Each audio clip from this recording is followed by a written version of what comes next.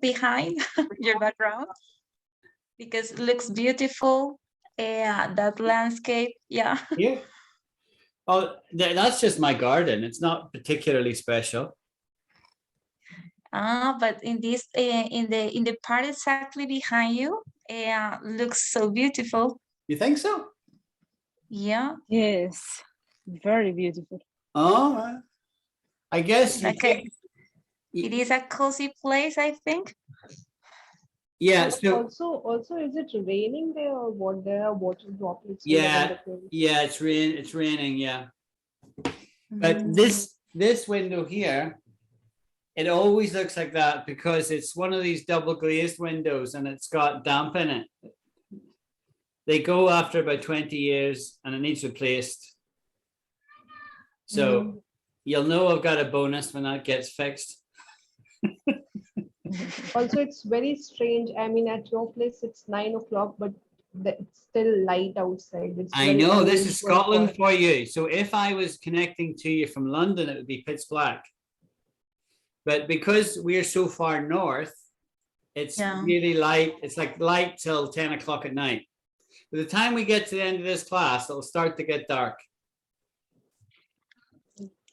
So the longest day is June 21st. That's the longest day of the year for us.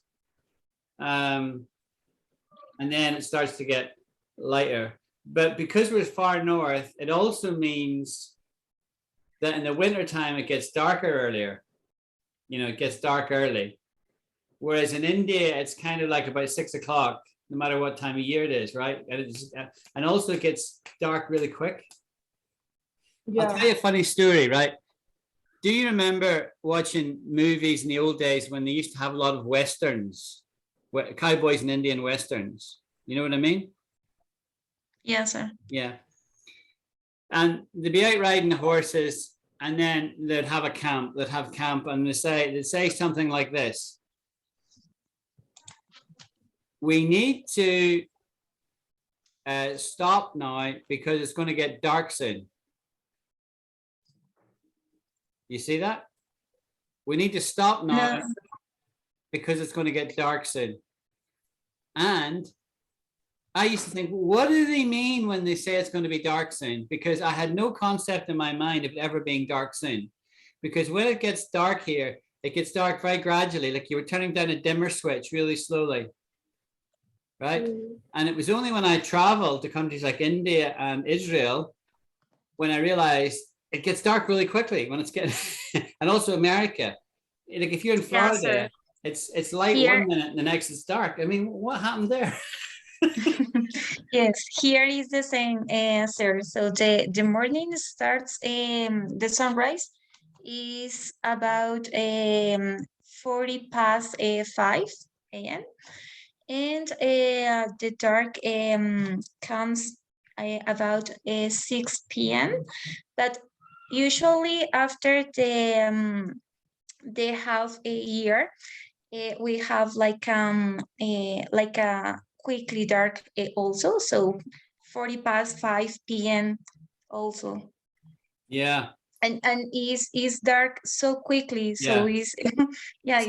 So for me, growing up here, right? Growing up here, I never understood it. You know, it was coming out in the movies, but I didn't understand it. You know, getting dark soon. You know, but now I understand it. So there you go. Yeah.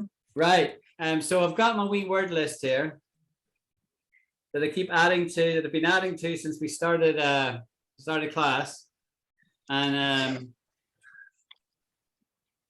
ZXC1 is my wee marker for where we've got to last time. So I'll pick an expression and teach it to you. And this expression is, it's a idiom, and it rings a bell. It rings a bell. I'll maybe, why don't I maybe, I'll write it in the chat. No, in fact, what I'll do is I'll bring a browser up and share a screen. That's what I'll do. That might make more sense. Share a screen.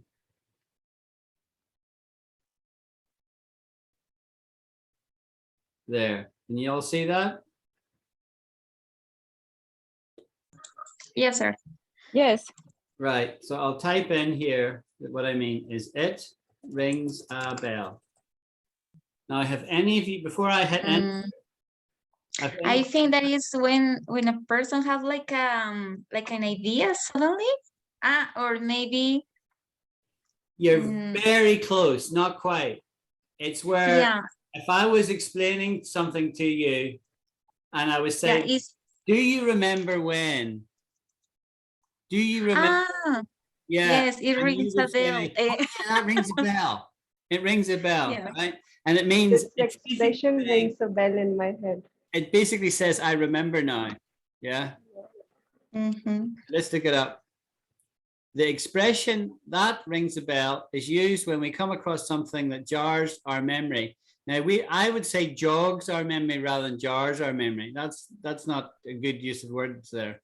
Jogs our memory. To recall something that was previously only faintly remembered. That doesn't ring a bell is used just as often, which when a stimulus of memory brings up nothing. But what I think is that this expression is when you recall something, but it is not something exactly. So what I mean is something that you more or less remember, but not quite well. Yeah. Yeah. You're sort of there. But It's like a topic, familiar topic. yeah. It's usually a shared experience. So let's say I was on holiday in Vienna as well, and I bumped into you. And I said to you, Alida, do you remember the street near the Grand Canal? And you said, can't remember. And then I said, oh, there was an ice cream shop on the corner and we had ice cream. Something like that to try and jog your memory. And then you said, oh yeah, that rings a bell. I've got it now. I remember. Yes. That's how you would use it. So that Okay, rings a bell. Yeah. Yeah. And This idiom, sir, is something informal or I can use in any context. Any context, but always in a conversation. Never, you wouldn't really write it down. Not writing. Not a business document, but in any kind of conversation, people would say it rings a bell. It made me think of another expression I'm going to teach you, which I hadn't written down, but I'm going to teach you.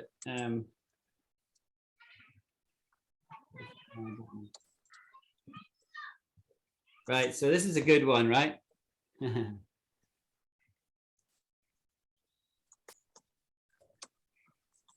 it's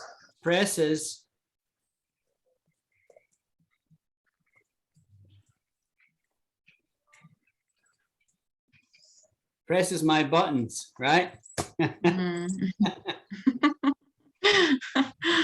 Okay, and this means to do things that create a very strong emotional reaction to someone, especially anger, irritation, or exasperation, or be sexually attracted or aroused by someone. Yeah. So it means a range of things, but basically, if I said somebody presses my buttons, it means they're saying things I want to hear.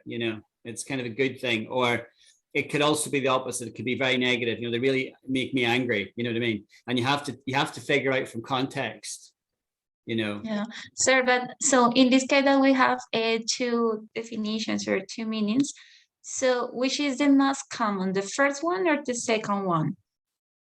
The most common one would be the second. Like this thing here. Did you see the waitress over the other table? Man, she presses my buttons. That's how. So yeah, if I come to London, I have to be very carefully if I use that expression. Yeah. You'd only say it to a girlfriend, or a very trusted confidant. Yeah. You wouldn't say it publicly. Oh, maybe in a bus. Buttons. Something you'd share with your girlfriend, not for wider consumption. Yeah. Yeah. Yeah. It's, Okay, thanks, sir. yeah, yeah. So I just thought of it there because we talked about it rings a bell.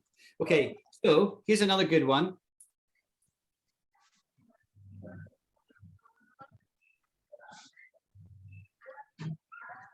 Swan song. You ever heard of that? Anjali, Which you- one? Swan. Swan song. Also, not a big before. Any idea? Anyone know what swan song means? I have any clue, sir. Okay, no problem. Let's just look it up then. I don't want the movie. Swan Mm. song definition. Sir, how did you pronounce the first word? Swan. Swan. Swan? Yeah, swan. So Swan. Swan is a bird, right? exactly. Swan is a bird, the big white bird, right? Mm. So let's look that up, right? Swan. It's a bird, maybe. Yeah, it is. Yeah. Let's Swan. look up This word, picture. this, That's what a cisne? swan looks like. yeah, cisne. Yeah. Yes, and cisne. Uh-huh. So we have lots of swans here in the loch I live beside. There's a lovely loch here, and you always see swans there. You should show us, sir, because I have never seen one. Okay, I'll send you pictures of these. Like literally, if you were visiting here, we'd take you over to the park and you'd see all these swans. And have you ever heard the expression "ugly duckling"? No. No, sir, not in my case. So For example, about the definition in Google that I was reading. So if you today is the última, yo le, Dime. how do you- si ¿Qué fuera vas a esta la decir? última clase, por ejemplo, si hoy fuera la última clase con él, explícale algo así, si hoy fuera la última clase con él, sería algo así como el de Samsung. Okay, sir, Aleida said that if the meaning is, for example, if this was the last one class, if we can refer to this last one class as the swan song. very good. I was going to Something like that. Yes, precisely. You're absolutely right. You're absolutely right, Alida. Look, I'll come back to swan song in a minute, but somebody said, what does swan mean? Okay. So and I'm a little distracted. I'm going to teach you this expression, ugly duckling. I'll come back to swan and then we'll go back to swan song. All right. Let me just welcome my GUI. I don't know if I'm pronouncing your name right. My GUI, do you want to come off mute and say hi? Sir, good afternoon. I am here. Hi. Good afternoon. This is your first class, maybe, is it? What? Is this your first class? Yes, my first class. Okay, well, I hope you enjoy it. Feel free to ask questions at any point. And the other three girls on the class tonight they've all been in my class since when? Like May 21? Yeah, I think May 21. So basically for about a year. So we're all good friends now, as you'll pick up listening to us talking. All right. All right. But you're very welcome, Magui. And what country are you from, Magui? Bolivia, South America. Bolivia. Very good. Very good. Just let me hear you pronounce your name so that I at least have heard you say it. No sorry, no puedo entender muy bien la pregunta. I don't understand the question. What I'm asking is, Io, help me how to ask her to say Yes, sir. her name. Help me. You ask her in Spanish. Which is the question? So, sorry, sir. I'm asking Because her how to pronounce her name. okay, yeah. So her name is Maggie. Maggie. Yeah, Maggie. Well, that's easy. yeah, that's perfect. Yeah, it's so easy. Yeah. Maggie, I can say your name dead easy. That's no problem. Okay, right. Back to class then. So, so we have an expression called the ugly duckling, right? The ugly duckling. And Yeah. the ugly duckling. This is a story. It's a story, exactly. A fairy Yes. tale Mhm. by Hans Christian Andersen, first published in 1843. And it's basically the story of this duckling that was ugly, but it turned out it was really a swan. And when it grew up, it became very beautiful because a swan is a beautiful bird, right? But it's Yeah. when they're small, they're a wee bit ugly, right? And so, Like many child. yeah. So if somebody is, it would be quite impolite to call somebody an ugly duckling, right? But basically what you're saying is they're kind of immature, right? Calling somebody that, right? But that's what an ugly duckling is. Now, coming back to then swan and swan song.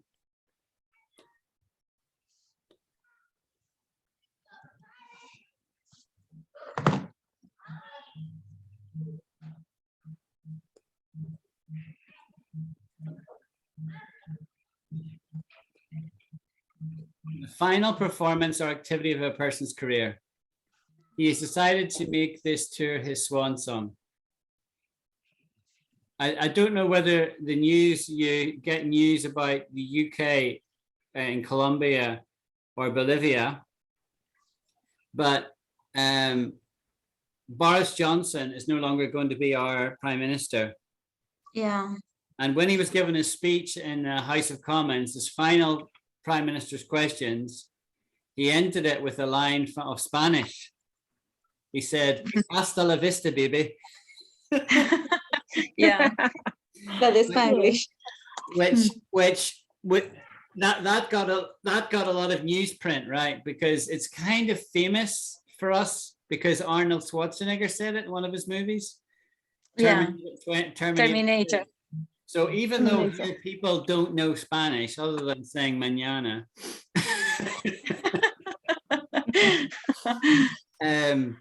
they do know now hasta la vista, baby. They do know that, you know. So it was kind of funny and got a lot of press. I'm saying that. So anyway, so I could say that was his swan song.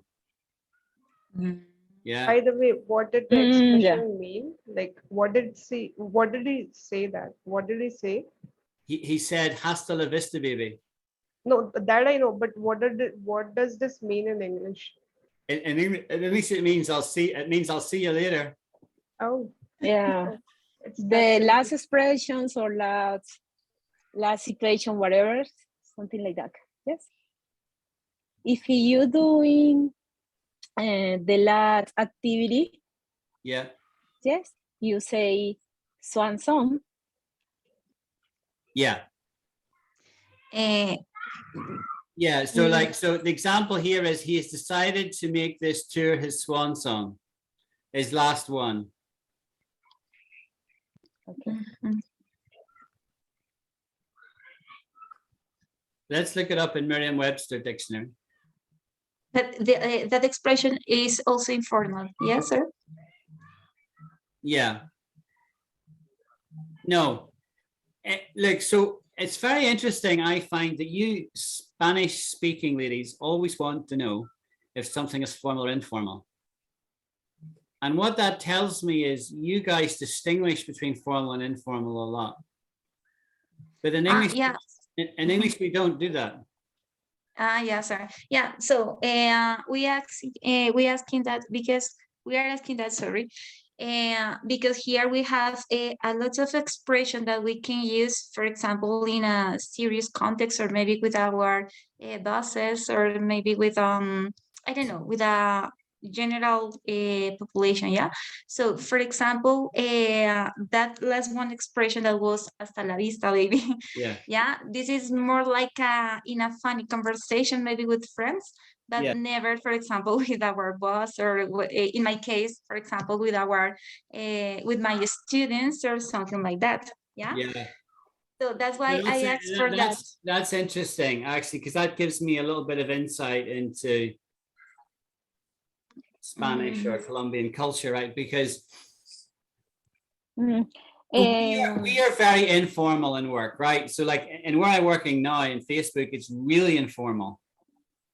Yes. Yeah. In Dark now, you see? So it's, you'll not be able to see me. So I'm trying to just create a bit of light so you can actually see me. I look a bit yellow with that, but yeah, You are looking red and orange. yeah, I look orange. Yeah. Just because Have you fever, sir? it's the incandescent bulb. No worries. Okay. This is an old computer I'm using. I'm using a, oh, I got it years and years and years ago. So I was just trying to resurrect it and use it. Okay, so swan song. Yeah, it's defined the same. I wanted to say, yeah, example sentences. That's what I really wanted.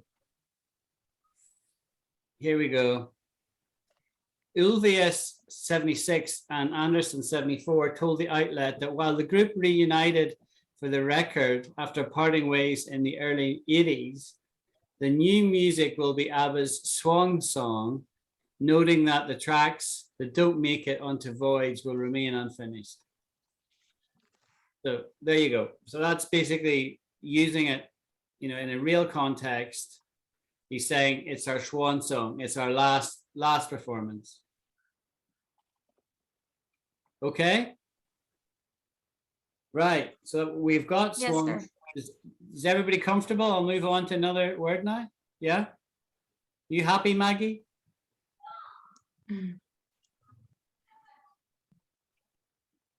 I'll take silence as an okay. Yes, I am happy. You're happy. Okay, great, Maggie. Cool. So then this is just a boring word. This is nothing special, right? But I don't know that you might know this word. Mould. Do you know what mould is? Not in my case, sir. Yeah.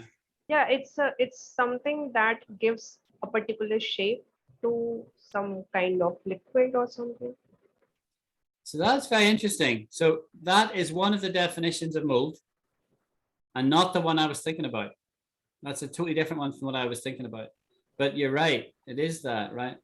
Of mold, molding, moldy. I just wanted to define it. Come on, where I don't know. It's really not.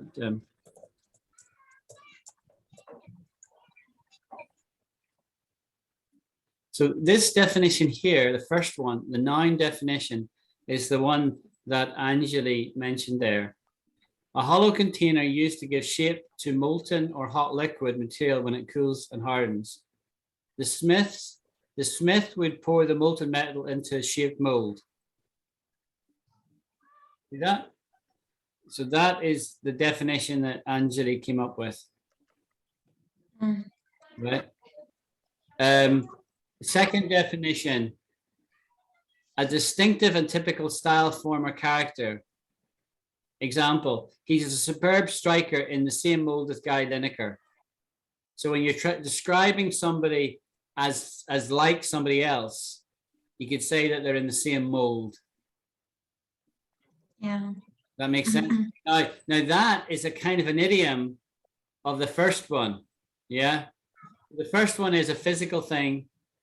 You know, when one of the activities we do with children is, excuse me, I just need to sneeze. Bless you. Thank you. I was almost going to say that. By the way, when we sneeze, it's polite to say bless you. One of the things that we do with children as an activity is with a little rubber molds, and we put plaster of Paris in it. Plaster of Paris, hardens, and then kids will paint it, you see. make little figurines or whatever. So that's an example of a mold. And then describing somebody as in the mold of somebody else is the same idea as that, right? Mm-hmm. Now, now it can also be used as a verb, right? To mold something, mold the figure from white fondant, influence the formation or development of, right? So here's a good example. He was instrumental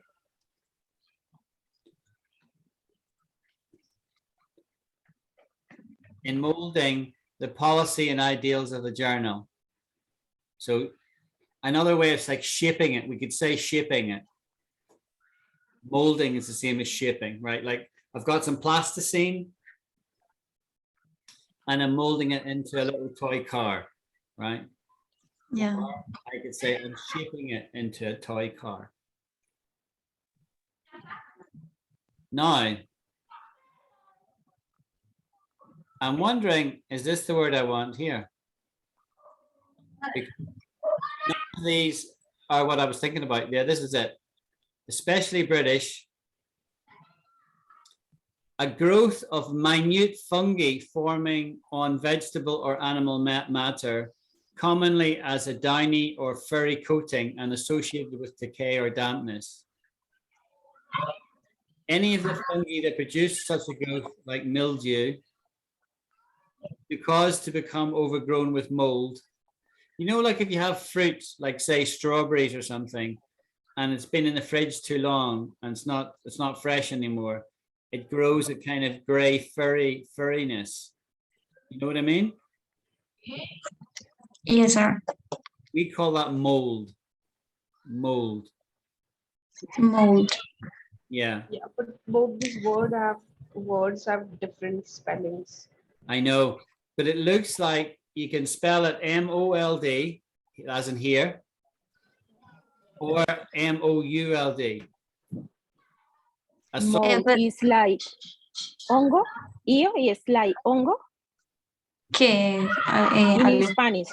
In Spanish is the fungi? same hongo. Mold? Mm-hmm. No, mold es como moldear. ¿Sí? Así como cuando tú dices, hay que moldear a tal persona porque está no sé cómo. Eso es lo que está diciendo el profe. Okay. Thank you. Okay, so we've got that one done. Yes, sir. I have the same question as Angeli. That is, if I spell the word mold only with O, is different the pronunciation from mold with U? It's the same? Okay. It's exactly the same pronunciation. That is the horrible or beautiful lack of standardization in English. Unlike Espanol, right? Where it's consistent every time. Yeah. I really admire that, right? But English is really inconsistent. Deutsch also is consistent with the spelling and the pronunciation, yeah. Yeah, so English is not. And also, you'll find that there's different pronunciations. So if I wrote this word here, this actually comes from the French. This is actually a French word. And I won't say it. I'll ask you guys to say it. How do you think you pronounce that word? In Spanish? No. In English? Yeah. How would you say it in English? Niche. Niche. That's cool. Right. And what does it mean? Yeah. What does it mean? What's the meaning? Niche. Okay, I'll just give you an example. If I have some brand, I have some company, and it is actually, it falls under a particular niche. So similar to genre, I guess I'm not able to express that word in a particular sentence, but similar to genre. You're very close, right? You're basically right. Okay. but it's not the same as genre, right? Because genre can be very broad and is normally used to describe music. So you could say the genre is pop music, right? Or it's classical, right? Right. But what niche means is it's normally very, very narrow, right? I work in a particular niche and I've got the market all locked up. Nobody else can do what I do, right? That's a niche. Yeah, that's a niche. So it's small. But that would be an adjective, yeah? It's a noun, I guess. no, I would say it's a noun, but let's look that up in a minute. No. But I want to also say, I use this as an example of different ways to pronounce things in English. Some people pronounce it niche. Yeah, my particular niche. Now, I don't like saying it like that, right? Because it is a French word and the French say niche. So I think the right way to say it is niche. But it's very common to say niche as well in English. Right, let's hear how it pronounces it. Listen for this. Niche. Niche. Niche. He's saying niche. Did you hear that? A comfortable or suitable position in life or employment. He is now a partner at a leading firm and feels he's found his niche. Now that's a particular use of the expression there, right? A specialized segment of the market for a particular kind of product or service. That was the definition that Anjali gave. And I would say is the more common definition, right? A shallow recess, especially one in a wall. And that was the physical thing. That's what really where it comes from. A little tiny gap in a wall is a niche or a niche, right? And these other definitions flow from that. So if I say, EO asked me earlier, are you enjoying your job? Yes, I think I found my niche. Would be a very acceptable answer. Niche. Now you can use it as an adjective denoting product services that appeal to small. Here's an example. Other companies in this space had to adapt to being niche players. See how that's used as an adjective there? A niche player. They have to operate in a very narrow space, you might say. And then as a verb, place something in a niche or recess. These elements were niched within the shadowy reaches. I have never, ever in my life heard it used like that. So that's interesting. Never heard that before. Hey, Fabi, long time no speak. Oh, she's gone. Fabiola joined there briefly. She popped up.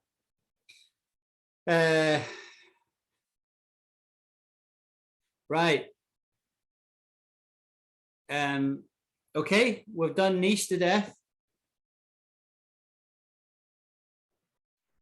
Right, I'm going to teach you another expression.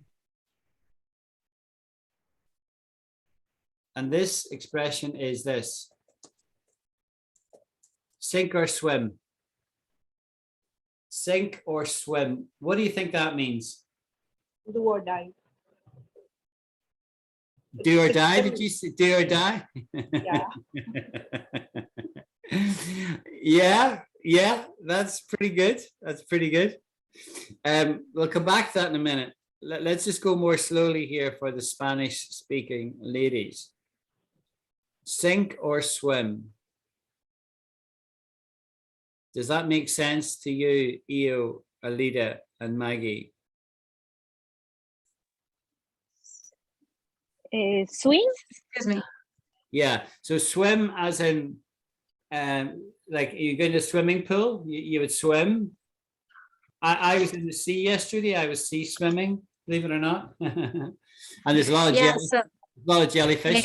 So when I go in the sea, I need to sink or swim, right? Yeah, we have some expressions similar. Yeah, okay. So basically, and we've got a very similar expression as well, which is in the deep end, in at the deep end, meaning if you go into a swimming pool quite often there's a shallow end and a deep end. And if you go in at the deep end, you really have to sink. You're either going to swim or sink. Yeah. In at the deep end. Yes, sir. Let's define this one anyway, first of all. Fail or succeed entirely by one's own efforts. The bank does not leave it to newcomers to sink or swim by themselves.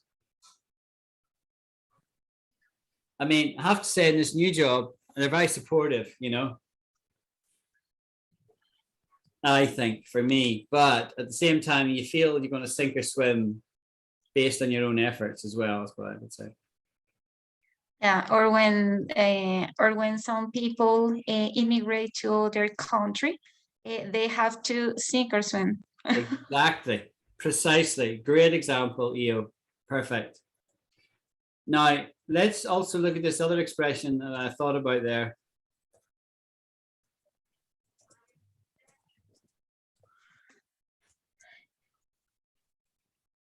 The deep end. So literally, it's the deep part of a pool or body of water. The kids were in the deep end of the pool when Timmy, you know, drowned or something. A particularly troublesome, difficult, or dangerous situation, especially one from which it's difficult to extract. That's how we would use it idiomatically, that there. You see that? Yeah, but this is more negative, yeah? So it's when Yeah, you maybe it's negative. can doing something, sorry, can't do something else for swim, for swimming. I don't know, yeah? So it's more negative, yeah? It's when you have a lot of problems or maybe inconvenience. It's not necessarily negative. It's basically saying you're in a difficult situation. You're you know, like for example, if you end up moving to America, say, you know, I could say to you, oh, you're in the deep end now, you know, because you're out of your comfort zone. And that's a good expression, out of your comfort zone, that we say a lot as well. Your comfort zone is when everything around you is very familiar, you're in your comfort zone. But if you're out of your comfort zone, yeah, then you're not in a comfortable position. So for example, me right now, I'm not in my comfort zone because, you know, I'm working in a new company in a new city. So how could I possibly be in a comfort zone? Really, I'm not really. You know what I mean? So the feeling is mutual.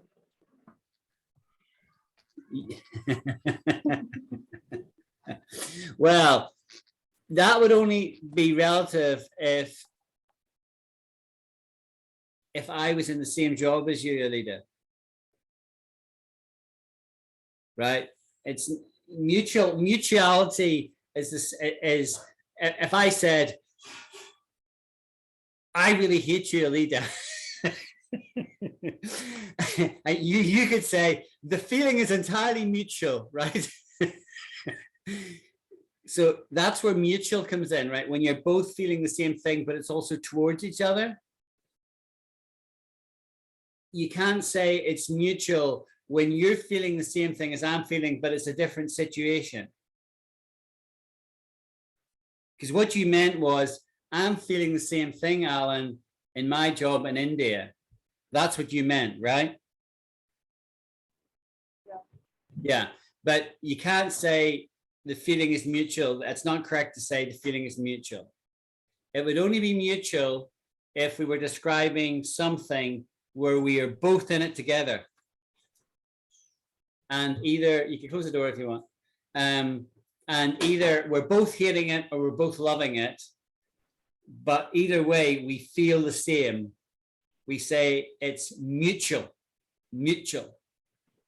So the rest of you, Eo, Elida, and Maggie, if you heard the word mutual before, mutual.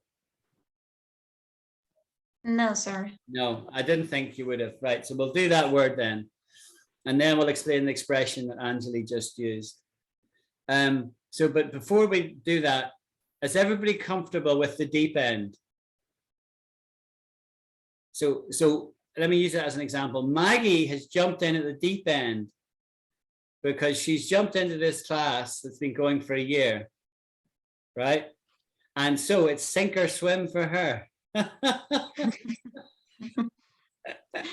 Okay, sir. I understand the meaning now. Yeah. So I thought that only was like a negative sense. No, That's- no, yeah. it's not negative. Sink or swim in at the deep end means you're in a situation that you have to cope.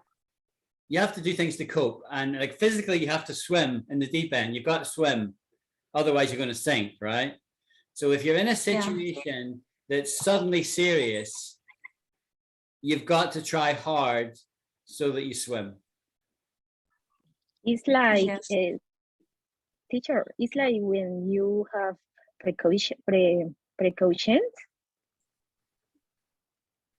I'm just not picking up the word Cau- that you said. I'm just not picking up the word that you said there, Alida. You said it's like when you, I missed the word. What was it? Caution, warning, A warning? caution, Caution. Yes. Caution. Yeah, I've got you now. caution, I've got you. yes, Caution. Caution. Caution. caution. Caution. Yeah. Yes. We're now on the same page, right? There's a good expression. We're now on the same page, right? Caution. Yeah. So, so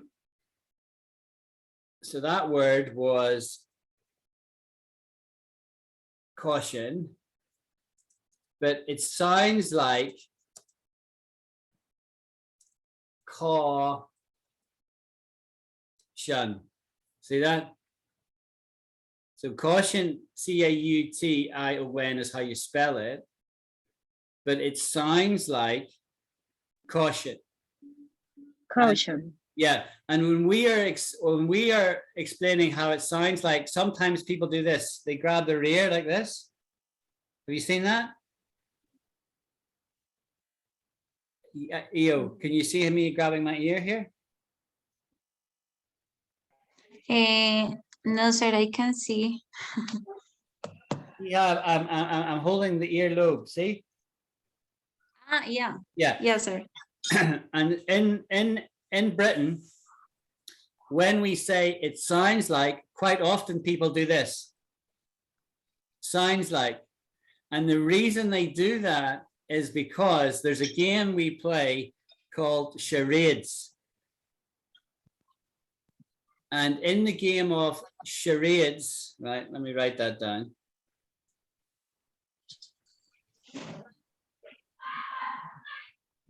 Charade is a good word to know as well, right? Actually, let's just do charade on its own first of all. Charade. Let's hear the pronunciation. Charade. But she's saying charade. I say charade, right? But charade or charade is the same word, right? An absurd pretense intending to create a pleasant or respectable appearance. Talk of unity was nothing more than a charade or a charade. So it's like a play. If something is like a play, it's put on, it's a pretense, it's a charade. Got it? No. Yes, sir. No. Yes. Right. So let me write that down. So we've done sink or swim, and we've done the deep end. And now we're doing charade. Right. Now, if I add an S onto that, charades is a noun that is a game whereby you play it like when families get together, Christmas time, party time. And if I was playing charades right now, I would say, I'd do something like this. I would say, I can't say it. I have to just make it an act. So I would go like that, meaning it's a book. Or I would go like that, meaning it's a movie. Yeah. Or I could say it's a piece of music, you know, it's like, you know, guitar, it's a piece of music, right? Or a song, you know, you do that. So you can't say anything. And all I can say is yes or no. And you have to guess what I mean. So if I said to you, you would say back to me, it's a movie. And I'd say yes. And then I would say, sounds like, and you would say sounds like, and I could say, I would just point at my mouth and somebody would say teeth, no. Lips, no. Jaws, yes. And I would say, I would point, and somebody says, the movie Jaws. You see, and now you've got the point. That's what charades is. Make sense? Good fun game to play. We could play that one day. We could play that in class. That would be fun. Yeah, sir. It would be a good idea. We call that dumb charades. We play it a lot. Do you? Okay. There you go. Did you say thumb charades? Dumb, yeah. Dumb? starts Dumb from charades? D-U-M-B? Yeah. Okay.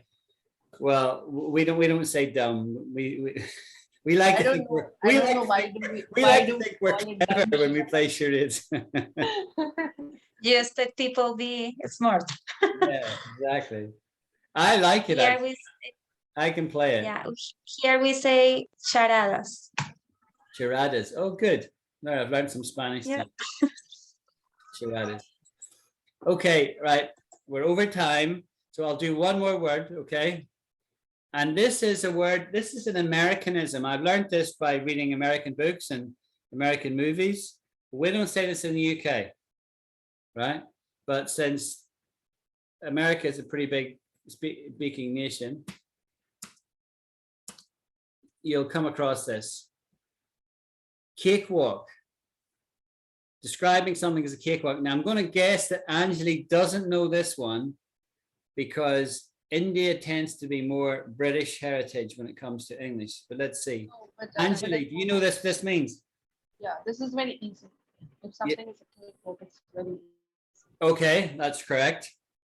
How common is it? It's not very common, but we use this expression maybe by like watching American movies or something. we Okay, have picked it yeah, up. that's fine. That's fine. So cakewalk, right? Let's look it up. Angelina said that it, Angelina, Angeli, Angeli said that is something easy. Yeah, it's easy. Mm, Yeah, if something is really easy so to do, this is like you a, describe it as, I can say a cakewalk. We describe, in Britain, we would say yeah, a walk in the park. I It's a walk was in the asking park. that because so I have listened to a walk in the park, or the other one is it's a piece of cake. Piece of cake, Yeah. yeah. That's exactly it. We would say that's a piece of cake. Yeah. We would say This that, is we would say British or American, Tisha? but cakewalk is particularly American, right? Yeah, and piece of cake also is American. I don't know because we say that a lot here. We certainly say it here. Piece of cake. That's a piece of cake. I don't know. Also, British people also said easy peasy. Easy peasy. Yeah. Yeah. Yeah. We also say easy peasy lemon squeezy. Which is just the same thing as saying easy peasy, but we just sometimes like to turn it into more of an expression. So easy peasy lemon squeezy. Children would say that. Easy peasy lemon squeezy. I would say that to my granddaughter, right? Okay. Easy peasy lemon squeezy. It's dead easy, you know. Marcy, you can do it. Easy peasy lemon squeezy. Yeah. For And example, Alan, for example, this class for me is not cakewalk. it's not a cakewalk. No. No? Nora is learning Espanol for me.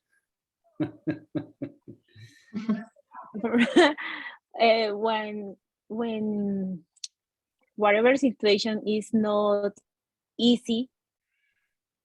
Is possible say it's not cakewalk. It's not a cakewalk, yeah. But honestly, yeah. It's not a cakewalk, we said it's not easy. Yeah, I agree. Cakewalk. But I have to say, we don't say this in the UK, right? Like I never hear it used ever. I come across it when I read American books. Okay. Mm.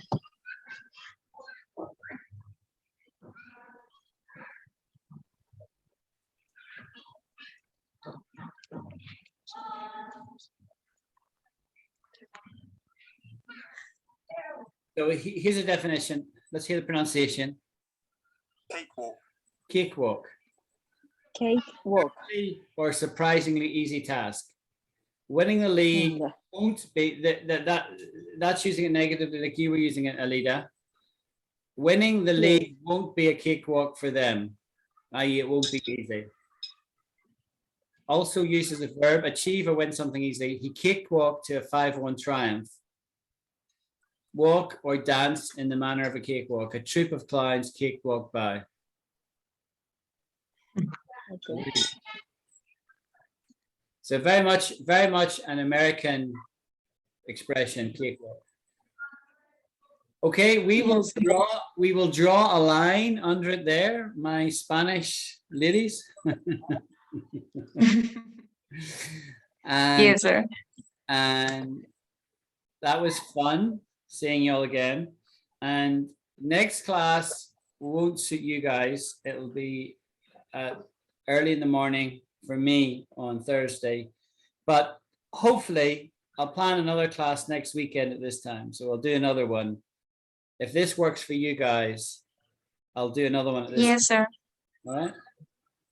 Yes, it's a good schedule for us. Okay, and I could also do it on a Saturday if that was easier as well. Saturday or Sunday. I'm trying to avoid work time now because I'm just so busy, you know. Yeah, and for me, I don't have any problem if it is on Saturdays or maybe on Sundays. Yeah. Okay.